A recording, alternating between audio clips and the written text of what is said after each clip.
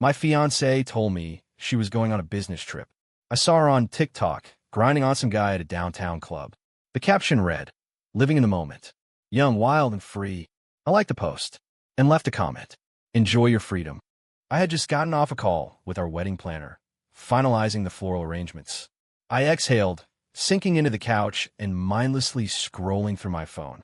TikTok's algorithm served me a video from a local Austin club, pulsing with light and sound.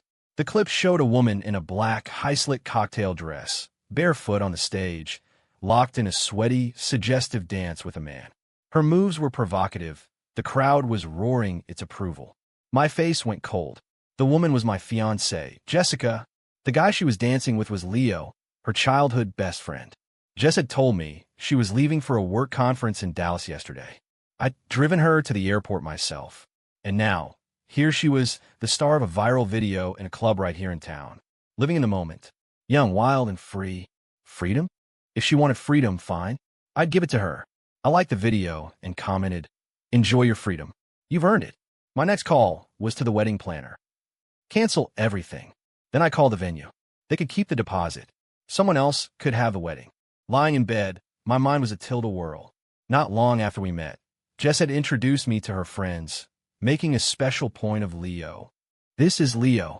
We basically grew up in the same crib," she'd said. Leo's eyes had narrowed. "Ethan, if you ever hurt Jess, you'll have to answer to me." He'd made a fist. I remember looking at his scrawny frame and thinking it was laughable, but I played along. I was in this for marriage, not for games. I just never thought she was the one playing. This wasn't just some casual night out. Our wedding was a month away, and she was pulling a stunt like this. The club, Verve, was brand new. They'd spent a month hyping the grand opening, paying influencers to pack the place. Jess's little performance had just launched them into local stardom. She probably hadn't even seen my comment yet, but I knew her phone was about to blow up. The planner, the venue, the caterer, they'd all be calling. Around 2 a.m., I was jolted awake by a furious pounding on my front door. It took me a second to remember. Oh, right. I deleted her access from the smart lock. "Ethan, get out here." I opened the door to find a disheveled Jessica, her club makeup smeared, her eyes blazing. "What the hell is this? Why did you cancel the wedding?" I leaned against the doorframe. "Back from your business trip already. Where's your luggage?" She froze, then her expression shifted. "My suitcase is at the hotel." "Ethan, don't change the subject," she snapped. "Tell me what's going on. My makeup artist just messaged me. Are you having some kind of breakdown?" Leo, standing behind her, sneered. "What do you think is going on? He's got cold feet. I told you he wasn't reliable, Jess. He was only ever after one thing." I couldn't help but laugh at Leo, the instigator. "Jess, who do you trust? Him or me?" "What are you talking about?" "I'm talking about changing my mind," I said, my voice softening. "That hotel is too low rent. You deserve better. We're upgrading." I pulled her inside and shut the door in Leo's face. I called out loud enough for him to hear. "This is between my fiancé and me. We don't need any outsiders involved. Jess, you want freedom? I'm going to give it to you. In front of everyone." Seeing my apparent change of heart, Jess visibly relaxed, though she was still annoyed about Leo. "Ethan, be nice. He's my best friend," she murmured. When she saw my jaw tighten, she softened, patting my cheek. Okay, I won't say anything else. We'll do it your way, all right? But next time you see Leo, please don't fight with him. It's so awkward." I nodded, fighting the urge to recoil as I kissed her cheek. "Don't worry," I said. "I'll be perfectly polite." The rage in my gut was a physical thing. I looked at her beautiful face and pictured her wrapped around Leo, and a wave of nausea hit me. "Go take a shower," I said, pushing her gently away. Jess swayed her hips and disappeared into the bathroom. I watched her go, a cold smile on my face, and pulled out my phone. I texted my buddy Mark, "Book the grand ballroom at the Astoria for a month from today." Mark called me back instantly. His voice was a frantic whisper. "Dude, are you insane? Did she put a hex on you or something? You can find another girl." I glanced toward the sound of the running shower. "Relax," I said, stepping into the home office. "I'm just giving her the wedding she'll never forget. I want her to know that crossing me is something she'll regret for the rest of her life." There was a pause. Then Mark's voice came back, full of dawning comprehension. "Oh, I get it. I'm in. Consider it done. The MC, the DJ, all of it. If we're going to do this, we're going big. Mark knew me. I'm an easygoing guy, but if you cross my lines, I don't back down. This wasn't just crossing a line. This was a public humiliation. If I didn't turn this around on her, she'd walk all over me, thinking I was some desperate simp who couldn't live without her. I deleted the call log just as Jess emerged from the bathroom, wrapped in a towel. She saw me in the office doorway and wiggled a finger, giving me a sultry look that almost made me gag. She sidled up to me. "So, you were jealous, weren't you? You can't stand seeing me with anyone else." I had to play along, at least for now. I couldn't tip my hand. I nodded. "Yeah, I don't like other guys getting ideas, and I don't want to be a laughingstock. So please don't do that again." "Don't worry," she said, her voice dripping with fake sincerity. "I'd never embarrass you." Of course, the moment she thought I wasn't looking, she was on her phone. I went back to my home office. Her iMessage was synced to the desktop, and her chat window with Leo popped up. She was streaming some Netflix show while texting him, completely oblivious that I could see every word. "Leo, so, is Mr. Jealousy still pissed?" "Jessica, oh no." I said a few sweet things, and he totally folded. He's even booking a more expensive hotel for the wedding. "Leo, seriously? So you're free tomorrow night? Obsidian is having its opening party. Tons of hot guys." "Jessica, give it a couple days. Let him cool off completely, then I'm there." Leo sent her a location pin. I glanced at it. Obsidian was notorious. It was the biggest, wildest meat market in the city, constantly on the local news for its anything-goes atmosphere. So much for not embarrassing me. If she wanted to play, I'd help her go pro. I screenshotted the entire conversation and sent it to Mark. "Get eyes on this. I want a full report." Mark's reply came back quickly. "Astoria is booked." "You got it." I forwarded the hotel confirmation to Jess. "Babe, the Astoria is confirmed. Let your family know. I'll handle all the invitations. Just give me the full guest list from your side." "Oh my God, honey, thank you." She leaned over and kissed me, then tried to pull me toward the bedroom. I gently patted her face. "I'm exhausted. Let's just sleep." The flicker of disappointment in her eyes was unmistakable, but she didn't argue. For days later, Jessica called to say she was working late. A minute later, a message from Art Guy came through. Jessica had changed clothes and was on her way to Obsidian. When he sent the photos, my vision tunneled. She was wearing a tiny bandeau top that barely contained her chest, shorts that were more like underwear, and 4-inch heels. Her face was painted with heavy, smoky eye makeup. She looked cheap, a caricature of a party girl. Dressed like that, was she hoping someone would take her home? I zelled Mark $1,000. Stay on her. Don't miss a thing. For the next half hour, my phone buzzed with a steady stream of videos and photos. I watched with a cold, detached sense of disgust. Whoever wanted this mess could have her. I was done. I saved everything, archiving it all for the big day. Leo, meanwhile, was shamelessly documenting the night on Twitter. "Obsidian opening night. My girl is the life of the party. How amazing is it to have a best friend this hot? Lucky me." The replies were a cesspool of thirsty comments, mostly guys asking Leo why he hadn't made a move.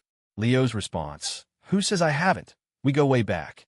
As if to prove his point, he posted a grainy but unmistakable photo of them in a hotel room, tangled up in the sheets. The date stamp was from the night of the Verve video. They hadn't just danced. The comments exploded. "Damn, keep it in the family."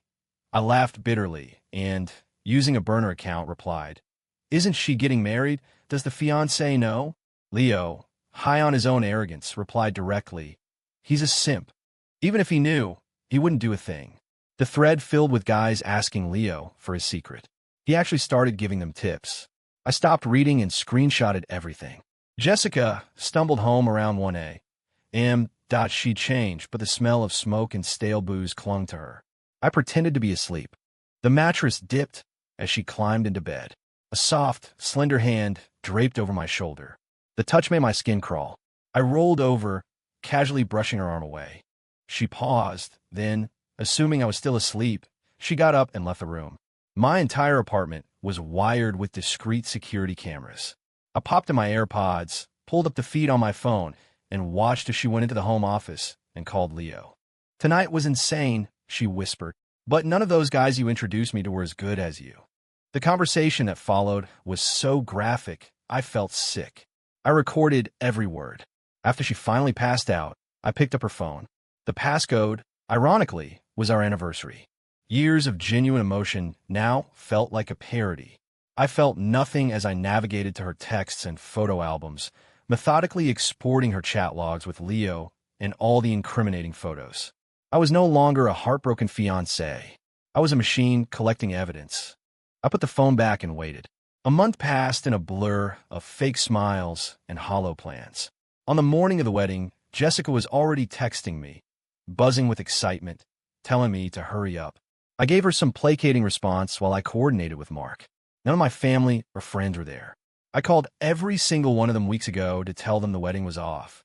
But Jessica's side was out in full force. Her family wasn't from Austin, so they were all staying at the Astoria, where she was getting ready. The time came. Mark gave the DJ the signal. The lights in the grand ballroom dimmed. The DJ, a man with a booming voice, took the stage.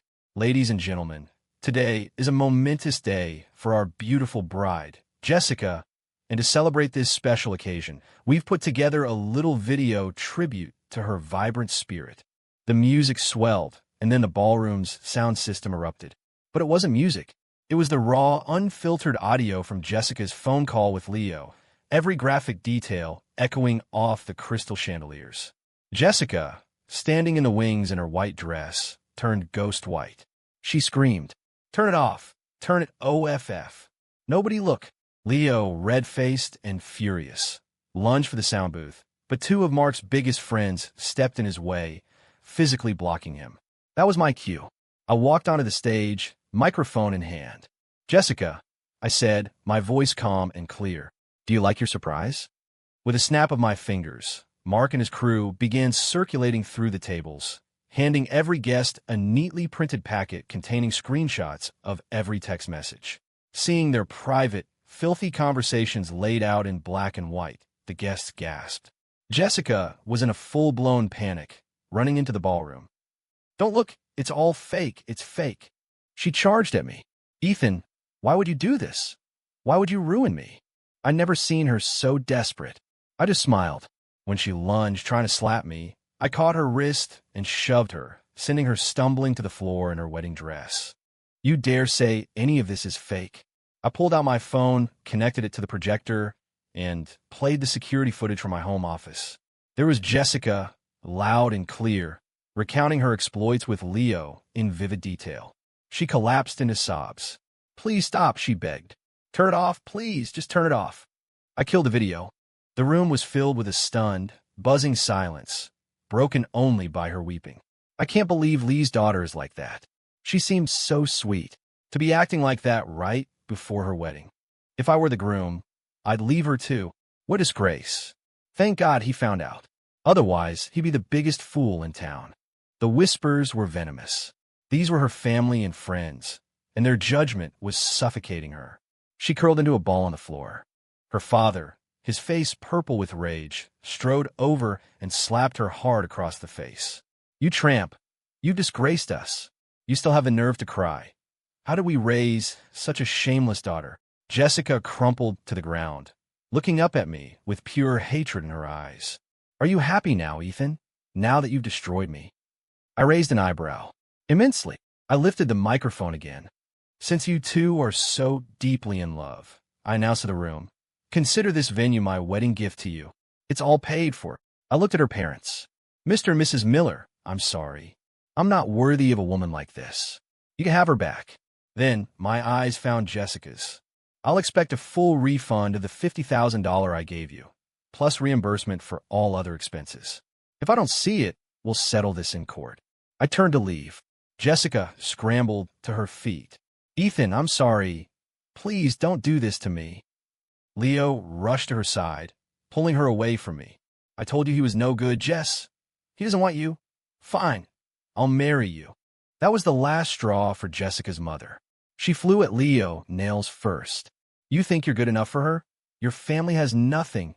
You can't compare to Ethan," she shrieked. "Get your hands off my daughter, you worthless piece of trash." Leo's face was instantly covered in bloody scratches.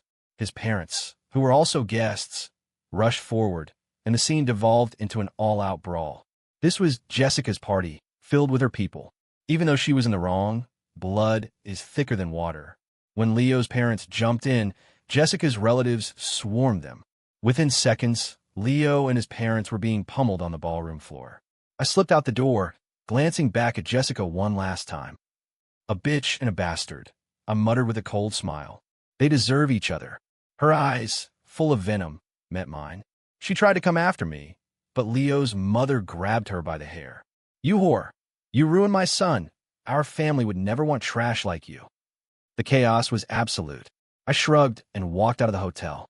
What happened next, I didn't care to see firsthand. But Mark had a friend working security at the Astoria. He sent me a video. The two families were tearing each other apart. The police had arrived, but as they were trying to escort the families out, hotel management stopped them. The bill had to be paid before anyone could leave.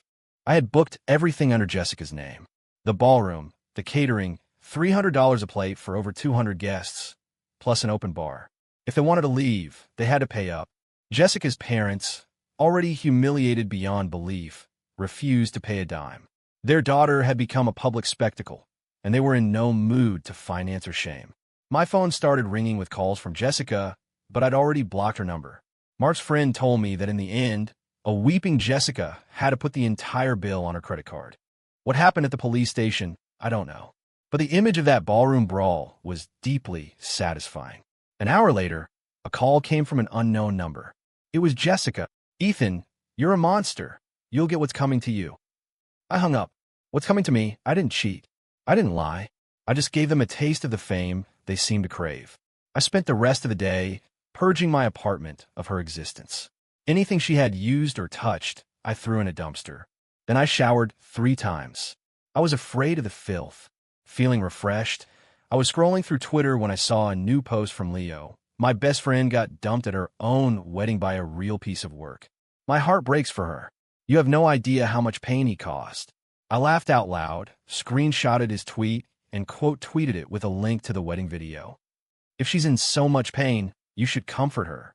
Scumbag and a cheater, you two were made for each other. Stop trying to poison the rest of the world. My post blew up. Seeing the tide turn against him, Leo quickly deleted his tweet, but the internet never forgets. People started digging. They found all his old posts fawning over Jessica, posts that, in retrospect, made it obvious he was the other man. Jessica was branded a cheater, and he was the homewrecker. Their digital lives were excavated, their dirty laundry aired for all to see. Leo became an instant local villain. I may have helped things along by buying a few promoted tweets to make sure the story reached the top of Austin's trending topics. Mark and his friends helped by sharing the unedited hotel video. The image quality from the ballroom's big screens was impeccable. A few people in the comments even asked what brand of projector I used. Jessica went dark, but Leo, emboldened by the attention or just plain stupid, kept trying to defend himself. He started sending me a barrage of abusive messages from burner accounts, day and night. Finally, I just filed a police report for harassment. When we were both at the station, Leo saw me and lunged, his eyes bloodshot with rage. I instinctively stepped behind an officer. You see, I said calmly. He's a hothead. He knows he's in the wrong, and he still wants to assault me. Ethan, are you even a man? Leo roared. Hiding behind these cheap tricks. Cheap tricks? I think you're the expert on that. Isn't that what you call sleeping with your best friend's fiancé? Officer, he's threatening me again. That's enough. Settle down, the cop warned Leo. One more outburst, and you'll be spending the night in a cell. Leo glared at me, his jaw clenched. Ethan, you're ruthless. You watch your back. I scoffed. Threatening me in a police station? You should be apologizing. Harassment, threats, slander. That's a pretty long list. I'm sure the DA would love to see it. The officer nodded in agreement. Leo finally deflated, muttering a grudging apology and promising it wouldn't happen again. I knew he was lying, but forcing him to grovel in front of the police was enough for now. 6. As we walked out, Leo shot me a hateful look. You burn every bridge, don't you? You know, what goes around comes around. I shrugged. Coming from you, that means nothing. I've never seen someone so shameless. If you contact me again, it won't be the police I call next. I made you famous in this city. I can make you a star. I don't know if he misunderstood me, or if he was just that delusional, but my threats seemed to give him an idea. He actually tried to become an influencer. He started a live stream, openly calling me out and trying to spin his narrative with his few remaining supporters. The audacity was almost impressive. A week passed, and the $50,000 hadn't been returned. I called Jessica. The moment she heard my voice, she started crying. "Ethan, we were together for so long. Do you really have to be so transactional about everything?" Her logic was staggering. She was acting like the victim. "Jessica, do you think I'm a pushover?" "Don't push your luck," I said, my voice flat. "Return the money, or I'll see you in court. By the way, all your stuff is in a dumpster behind my apartment building. You should go get it before the trash pickup." Her tears instantly turned to rage. "You played me, Ethan. You humiliated me in front of everyone I know, and now you want the money back? No way. Sue me if you want." "I don't have it." So, she was going to play dumb. Too bad for her. Every transfer, every gift, every dollar was documented with a clear memo. She could try to be a deadbeat, but I'd already ruined her reputation in the city. I also sent a little care package to her hometown, complete with a USB drive of her greatest hits for her parents to enjoy. When she received the official court summons, her tone changed. She texted me, "Ethan, you're really this petty? I slept with you all those times. Can't we just call the $50,000 an even trade?" I couldn't believe what I was reading. Did she really just try to put a price on our relationship? I texted back, "Are you gold-plated, Jessica? And let's not forget, while you were sleeping with me, you were also screwing him. It's too late for excuses. You'll give back every single cent I ever spent on you." Just thinking about her and Leo made me feel sick. I had even more dirt I hadn't released, but I was tired of the game. We'd been together 2 years. All told, she owed me closer to $70,000, but I'd settle for the 50. If she refused, I had no problem making her life even more of a public hell. She didn't reply. I was gathering the final paperwork for my lawyer when my phone rang. It was Leo. "Hey, drop the lawsuit," he said. "I'll pay you the money." I was floored. "Ew, where are you getting that kind of cash?" "Don't worry about it. Just give me your account details. I'll wire it, and you drop the suit." Curious, I sent him my information. 30 minutes later, a wire transfer for $50,000 hit my account. Almost immediately, Jessica called. "Ethan, I knew you were a small-minded loser. You'll never be successful. You're not half the man Leo is." A wave of relief washed over me. "Then I wish you two a lifetime of happiness together." I hung up and posted on my social media, "Single and solvent. Justice is served." Mark called me. "So, I help you get your money back. How are you going to thank me?" "What are you talking about? Let's grab a beer. Your treat." 7 at a crowded sports bar, over a pitcher of craft beer and a mountain of wings, Mark finally explained. "It's kind of a funny story," he said, taking a long drink. "I have a friend who works at one of those shady influencer management agencies. You know, the kind that preys on desperate people. Leo wanted to be a star, right? So I had my friend reach out, sign him to a contract, and give him a huge cash advance for a multi-platform brand deal." I stared at him stunned. "You're kidding me." Mark grinned. "They gave him a $50,000 advance. He turned around and gave every penny to you. The guy's a real romantic, huh?" I put my head in my hands. "Mark, you basically made his dreams come true. How is that getting revenge?" "Whoa, slow down. Let me finish," he said, laughing. "He's a scumbag. No legitimate brand would ever work with him. The performance clauses in his contract are impossible to meet. The moment he fails to deliver, which he will, he has to pay back the advance, plus penalties. It's a classic trap for idiots who think they can get rich quick online. They have no idea how the industry actually works," he continued. "They just see the money and dive in head first. Now you get it." A slow smile spread across my face. After the fight at the wedding, I never thought Jessica and Leo would actually end up together. But now things were different. Knowing he had paid her debt for her, Jessica's parents had softened their stance. And with Mark's friend fanning the flames, convincing Leo he was on the verge of stardom, he was on top of the world. He probably thought the $50,000 was just the beginning. I raised my glass to Mark. He clinked his against mine. "You're free of that woman, man. Your life starts now. You just sit back and watch the show. You can have any girl you want."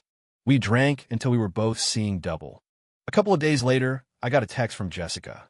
An invitation to her wedding with Leo. I laughed and texted back, "Maybe next time. I'll definitely be at your next wedding. Why would I waste money on a gift for them when I could buy myself a nice steak dinner? But I couldn't resist watching. Mark, of course, sent me updates. A week later, Jessica and Leo held their wedding at the Grand Astoria. Again, because of the first fiasco, the staff immediately recognized them. The waiters and valets were all whispering, shocked that these two actually went through with it. Mark's videos showed Jessica looking blissfully happy, clinging to Leo's arm. I couldn't help but grin. It looked like Leo had spared no expense. He was clearly operating under the delusion that he was a major celebrity now, and he was spending like one. He even posted a wedding photo on Twitter. Finally married the girl of my dreams, the true fairy tale ending. The comments were brutal. Wow, you guys are really doubling down on this. Lock it up and don't ever leave the house again. Ah, the villain redemption arc. Bold move. Could have saved yourselves a lot of embarrassment if you'd just done this from the start. You actually think this is true love, don't you? It was hilarious. These strangers were more savage than I ever could be. I watched their story unfold like a dark comedy. After the wedding, they went on an extravagant honeymoon, hitting every influencer-approved spot and five-star resort they could find. Then they came back and prepared for their first big live stream. The night of the stream, Mark's friend bought them a bot army. The viewer count shot up to 50,000. Leo, seeing the number, was ecstatic. He started his sales pitch, but the chat was instantly flooded with insults. Cheater, scumbag, homer wrecker.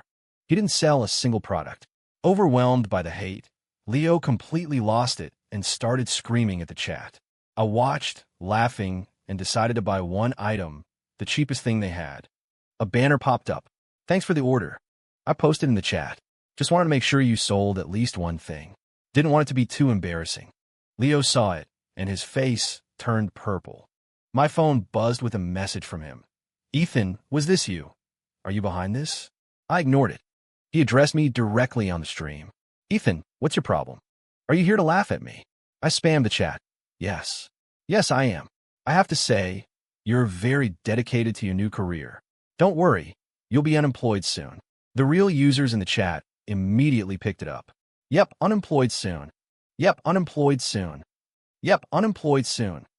Leo started cursing me out, and I immediately canceled my order and requested a refund. His one and only sale vanished. A moment later, his stream was shut down for violating the platform's terms of service with his abusive language. According to Mark's friend, Leo trashed the office and was screamed at by his new manager. Undeterred, he tried again, this time with Jessica, having her dance suggestively on camera to attract viewers. They were banned again, this time permanently. The agency they were signed with also got a warning from the platform. Jessica was stunned. She hadn't realized how quickly Leo's star would fall. Faced with a massive breach of contract penalty, she panicked. A week later, she showed up at my office building, impeccably dressed. The moment I saw her, I tried to turn back, but she'd already spotted me. Ethan, she called out, running over. Ethan, can we please just talk? My colleagues were coming and going. I didn't want to make a scene. I reluctantly agreed. We went to a nearby coffee shop with plenty of security cameras. As soon as we sat down, her eyes welled up. Ethan, I'm so sorry. I made a huge mistake. I let him manipulate me, and I gave up on you. Can we please try again? Are you serious? I was genuinely shocked. You're married. I gave you chances, Jessica. You were the one who kept pushing me away. I can get a divorce.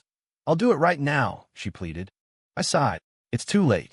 There's no point in saying any of this. Jessica, we are over. Forever. You're regretting it now. What am I, your backup plan? I'm not a recycling bin. Her face flushed with shame. She started crying. Ethan, please. I can't live like this anymore. He's forcing me to work 3 jobs to pay his debts. I can't take it. She grabbed my hand and slid out of her chair, kneeling on the floor. I know it was all my fault. Please, I'm begging you. I'll be good to you, I swear. I yanked my hand back, my voice laced with disgust. Don't touch me, Jessica. You make me sick. She froze. From a moment you betrayed me. You should have known this would happen. I'm an easygoing person, but I'm not a doormat. I see things in black and white, I said, my voice low and hard. From the day we got together, I never once gave another woman a second look. But why did you do it? I held up a hand before she could speak. You know what? It doesn't matter. I don't want to hear your excuses. I don't care about your justifications. The only thing I trust anymore is my own judgment. And my judgment says we are finished. I stood up and walked away. Behind me, I could hear her screaming my name, but I didn't look back. I'm not a landfill for other people's garbage. Once you cheat, you're gone forever. I guess Leo found out about her visit. A few days later, he posted on Twitter, "Women are all gold diggers.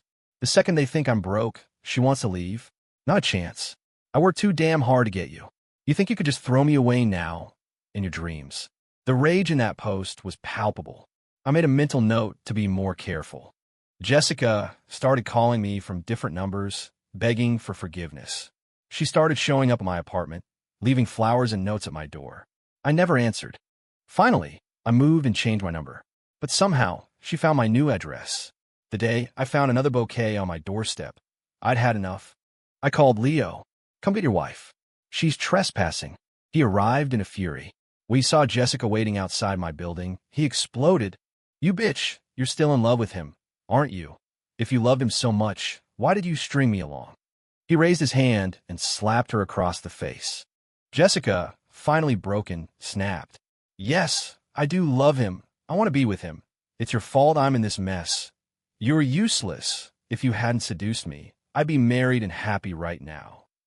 They started fighting, screaming, and hitting each other. Then, in a fit of rage, Leo pulled out a knife and plunged it into her stomach. The neighbors who had gathered to watch the spectacle screamed and scattered. I watched in horror from my window as he stood over her, laughing like a maniac before stabbing her again and again. My hand was shaking. I fell back from the window, my heart pounding. He was insane. When the police arrived, Leo didn't try to run. He just stood there, watching the paramedics load Jessica onto a stretcher, a wild grin on his face. He looked up at my window and shouted, "She's mine forever. You lose, Ethan." The fool. He could have her. Leo was arrested for attempted murder. Jessica survived, but the damage was permanent.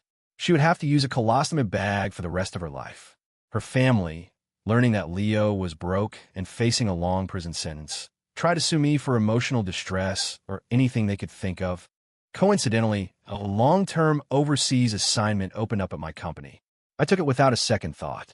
I sold my apartment and left the city of lunatics behind. By the time Jessica's parents tried to serve me papers, the apartment had new owners. They couldn't find me. Jessica tried to go online to tell her story and paint herself as a victim, but she was instantly recognized and bullied off the platform.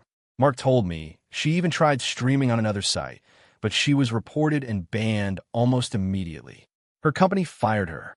With no options left, she simply disappeared. I threw myself into my work abroad. 6 months later, I'd successfully launched our new project, and along the way, I met the woman I would spend the rest of my life with. The day we announced our engagement, I posted a short video of us together. My friends flooded the comments with congratulations. Then, one comment stood out, oozing with passive aggression. "Must be nice. You should thank your ex for training you. Now your new girl gets to reap all the benefits." I knew who it was. I clicked on the profile. Jessica. I blocked her without a second thought. The nerve, trying to claim some kind of credit for my happiness. Disgusting.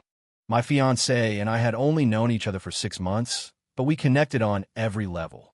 Seeing Jessica's name on that day felt like stepping in something foul. A year later, we were married. Mark was my best man. As I stood outside the beautiful venue, waiting for my bride, I saw a figure down the street, moving slowly, awkwardly. It was a woman dragging a colostomy bag beside her. She saw me and froze. Her eyes locked on mine, red-rimmed and full of a million unsaid things.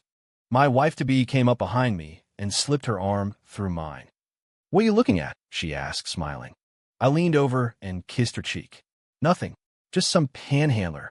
We laughed together. When I looked back, the figure was already gone, shuffling away into the shadows.